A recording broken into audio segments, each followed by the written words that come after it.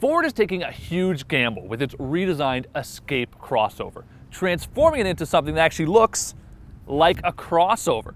Now, the company has had quite a lot of backlash from previous owners, people who really loved the old truck's boxy design. But Ford is looking to be progressive, and there is also a very other important reason for the new car's design. Ford has a One Ford policy. They're building cars to sell throughout the world. And while that old boxy style might have worked here, in Europe they probably would have sold 0 of them. And so that's ushered in this new car. In fact, it's so new, the only item it does share with its old model is the base 2.5-liter engine, and even that's been reworked.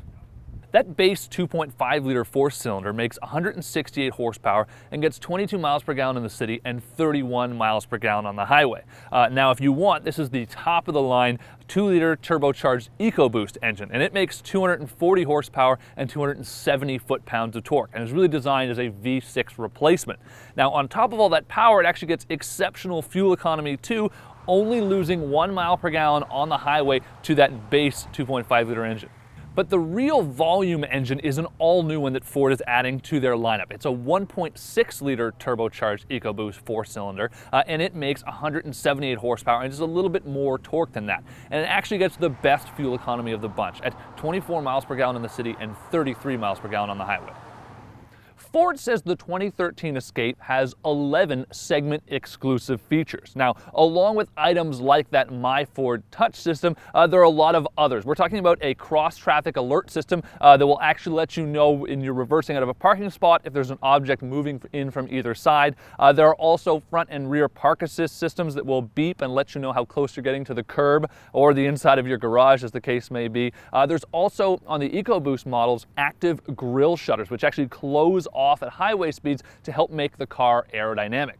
But the most interesting and the most functional of all of them is a hands-free liftgate system. You just walk up to the back of the car with your keys in your pocket, slide your foot under the back like that, and it opens all on its own. Perfect when you're carrying grocery bags or anything for that matter.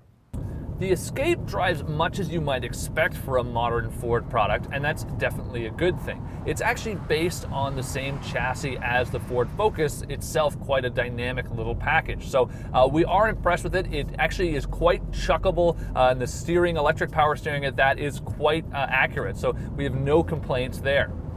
Overall, it's quiet and smooth to drive around, although the more stiffly sprung suspension to give it that more performance-oriented feel does have a downside. Now, we are driving the model with the 19-inch wheels and lower profile tires, so that might have some contributing factor here. But the issue is we noticed that at higher speeds, when you're driving on the highway and it gets a little rough, the pavement does, that the back end of the car seems to bounce around a little bit more than you like. So you kind of feel it, the bump in the front, and it absorbs it, but you kind of feel it wiggle out the rear like the back end of the car. It just has a bit too much spring. Two new driving aids in the 2013 Escape are torque vectoring control and curve control, and they're both meant to aid the driver in sort of a better performance experience without you really noticing it. They're also safety features too. So the torque vector control system will actually slow the inside tire in a corner using the brakes, helping the car rotate a little better. As for the curve control, it will actually use the brakes at all 4 corners to help slow the car if it feels that you're kind of cooking it a bit too fast on a corner. So maybe you've gone into an on-ramp too fast. It will actually sort of help to sort it all out seamlessly behind the scenes, and it'll actually cut about 10 miles per hour from your speed if necessary to make it a safer experience and help you track really on the route you intended to go. Along with being much more of a true compact crossover now, the 2013 Ford Escape may look smaller, but it's actually roughly the same size as the outgoing model. Ford's actually managed to add a little bit of cargo space to the car, and they've even added extra rear seat legroom.